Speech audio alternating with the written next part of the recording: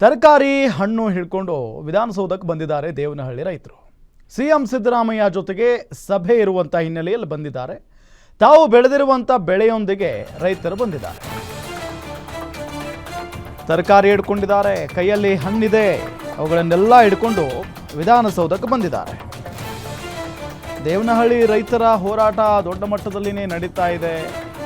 ಇವತ್ತು ಸಿಎಂ ಸಭೆ ಕೂಡ ಕರೆದಿದ್ದಾರೆ ಅವ್ರ ಜೊತೆಗೆ, ಹಾಗಾಗಿ ಬಂದಿದ್ದಾರೆ.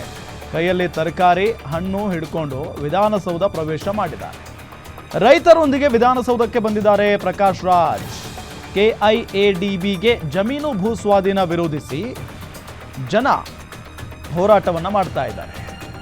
ರೈತರು ವಿಧಾನಸೌಧದ ಸಮ್ಮೇಳನ ಸಭಾಂಗಣದಲ್ಲಿ ಸಭೆ ನಡೀತಾ ಇದೆ. ಈಗ ತರಕಾರಿ ಹಣ್ಣು ಹಿಡಿದು ವಿಧಾನಸೌಧಕ್ಕೆ ದೇವನಹಳ್ಳಿಯ ರೈತರು ಬಂದಿದ್ದಾರೆ. ಸಿಎಂ ಸಿದ್ದರಾಮಯ್ಯ ಜೊತೆ ಸಭೆ ಹಿನ್ನೆಲೆಯಲ್ಲಿ ಆಗಮಿಸಿರುವುದವರೆಲ್ಲ ತಾವು ಬೆಳೆದಿರುವಂತಹ ಬೆಳೆಯೊಂದಿಗೆ ರೈತರು ಆಗಮಿಸಿದ್ದಾರೆ. ಕೈಯಲ್ಲಿ ತರಕಾರಿ ಹಣ್ಣು ಹಿಡ್ಕೊಂಡು ವಿಧಾನಸೌಧವನ್ನ ಪ್ರವೇಶ ಮಾಡಿದ್ದಾರೆ. ರೈತರೊಂದಿಗೆ ಪ್ರಕಾಶ್ ರಾಜ್ ಬಂದಿದ್ದಾರೆ. ಕೆಐಎಡಿಬಿಗೆ ಜಮೀನು ಭೂ ಸ್ವಾಧೀನ ವಿರೋಧಿಸಿ ರೈತರು ಹೋರಾಟವನ್ನ ಮಾಡ್ತಾ ಇದ್ದಾರೆ. ನಿನ್ನೆ ದೇವನಹಳ್ಳಿ ಬಳಿ ಒಂದು ದೊಡ್ಡ ಪ್ರತಿಭಟನೆ ಆಯಿತು. ದೃಶ್ಯದಲ್ಲಿ ನಿಮಗೆ ತೋರಿಸ್ತಾ ಇದ್ದೀವಿ. ಕೈಯಲ್ಲಿ ಅವ್ರು ಬೆಳೆದಿರುವಂಥ ಬೆಳೆ ಹಣ್ಣಿದೆ, ಅದನ್ನು ಹಿಡ್ಕೊಂಡ್ಬಂದಿದ್ದಾರೆ. ತರಕಾರಿ ಇದೆ ನೋಡಿ, ತರಕಾರಿ ಹಣ್ಣು ಎಲ್ಲನೂ ಹಿಡ್ಕೊಂಡು ಬರ್ತಾ ಇದ್ದಾರೆ. ವಿಧಾನಸೌಧಕ್ಕೆ ಒಳಗಡೆ ಹೋಗಿದ್ದಾರೆ. ಅವ್ರ ಜೊತೆಗೆ ಪ್ರಕಾಶ್ ರಾಜ್ ಇರೋದನ್ನು ಕೂಡ ನಿಮಗೆ ತೋರಿಸ್ತಾ ಇದ್ದೀವಿ. ಪ್ರಕಾಶ್ ರಾಜ್ ನಟ ಜೊತೆಗೆ ಹೋರಾಟಗಾರ, ಅವರು ಕೂಡ ಬಂದಿದ್ದಾರೆ ಈ ಒಂದು ಸಭೆಯಲ್ಲಿ ಭಾಗವಹಿಸುವುದಕ್ಕೆ. ಏನು ಕಾರಣ ಇದಕ್ಕೆ? ಯಾಕೆ ಈ ರೀತಿಯಾದಂಥ ಹೋರಾಟ ನಡೀತಾ ಇದೆ ಅಂತ ಅಂದರೆ, ದೇವನಹಳ್ಳಿ ಬಳಿ ಕೈಗಾರಿಕಾ ಉದ್ದೇಶಕ್ಕೆ ಇಂಡಸ್ಟ್ರಿಯಲ್ ಏರಿಯಾ ಮಾಡೋದಕ್ಕೆ ಕೆಐಎಡಿಬಿಯಿಂದ 2,500 ಎಕರೆ ಜಮೀನು ಭೂ ಸ್ವಾಧೀನ ಪ್ರಕ್ರಿಯೆ ನಡೀತಾ ಇದೆ. ಕೃಷಿ ಭೂಮಿ, ಅದು 2,500 ಎಕರೆ ಕೃಷಿ ಭೂಮಿಯನ್ನ ಕೆಐಎಡಿಬಿ ಭೂ ಸ್ವಾಧೀನ ಮಾಡ್ಕೊಂಡ್ಬಿಟ್ರೆ ನಾವೇನ್ ಮಾಡೋಣ? ರೈತರು ಕೇಳ್ತಾ ಇರುವಂತ ಪ್ರಶ್ನೆ ಇದು. ನಾವೇನ್ ಮಾಡೋಣ ಸ್ವಾಮಿ?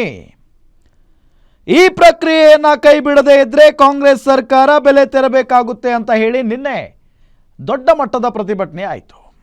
ಈ ಪ್ರತಿಭಟನೆಯಲ್ಲಿ ಭಾರತೀಯ ಕಿಸಾನ್ ಯೂನಿಯನ್ ನಾಯಕ ರಾಕೇಶ್ ಟಿಕಾಯತ್ ಅವರು ಕೂಡ ಭಾಗಿಯಾಗಿದ್ದರು.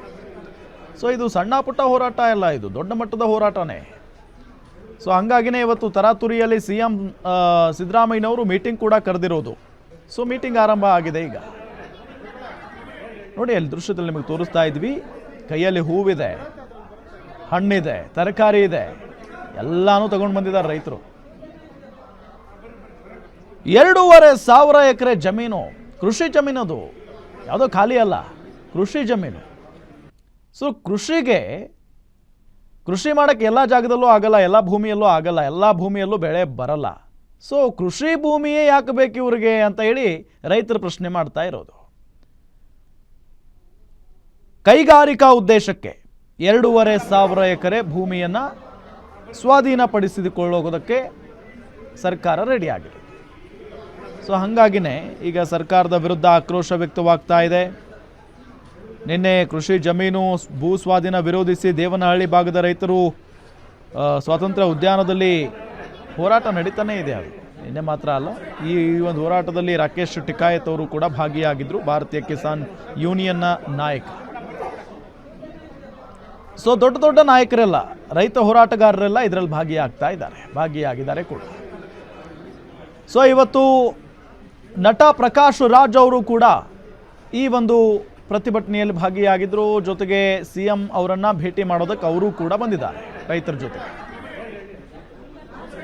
ಒಂದ್ ಕಡೆ ವಿಧಾನಸೌಧವನ್ನ ಪ್ರವೇಶ ಮಾಡ್ತಾ ಇರುವಂತಹ ದೃಶ್ಯ, ಮತ್ತೊಂದು ಕಡೆ ವಿಧಾನಸೌಧದ ಮೆಟ್ಟಿಲುಗಳ ಬಳಿ ನಿಂತಿರುವಂತಹ ದೃಶ್ಯ. ದೇವನಹಳ್ಳಿಯ ರೈತರು ಇವರೆಲ್ಲ, ದೇವನಹಳ್ಳಿ ಭಾಗದ ರೈತರು. ಭೂಮಿಯನ್ನ ಕೊಟ್ರೆ ಹೆಂಗೆ ಸ್ವಾಮಿ? ಭೂಮಿ ಇಲ್ಲ ಅಂತ ಅಂದ್ರೆ ಬಹಳ ಕಷ್ಟ ಆಗೋಗ್ಬಿಡುತ್ತೆ ನಮಗೆ. ಕೃಷಿ ಮಾಡೋದು ಹೆಂಗೆ? ರೈತರು ಮಾಡ್ತಾ ಇರುವಂತ ಪ್ರಶ್ನೆ ಇದು. ಈ ರೈತರ ಹೋರಾಟ ಹಳ್ಳಿಯಿಂದ ರಾಜಧಾನಿಗೆ ಬಂದಿದೆ, ಅಂದರೆ ದೆಹಲಿವರೆಗೂ ತಲುಪಿದೆ ಈ ಒಂದು ಹೋರಾಟ. ರಾಕೇಶ್ ಟಿಕಾಯತ್ ಸಣ್ಣ ಪುಟ್ಟ ಹೋರಾಟಗಾರ ಅಲ್ಲ ಅವರು. ಭಾರತೀಯ ಕಿಸಾನ್ ಯೂನಿಯನ್ನ ನಾಯಕ ರಾಕೇಶ್ ಟಿಕಾಯತ್ ಅವರು ಕೂಡ ಹೋರಾಟದಲ್ಲಿ ಭಾಗಿಯಾಗಿದ್ದರು. ಸೊ ಇವತ್ತು ಈ ಒಂದು ಬೆಳವಣಿಗೆ ಆಗ್ತಾ ಇದೆ.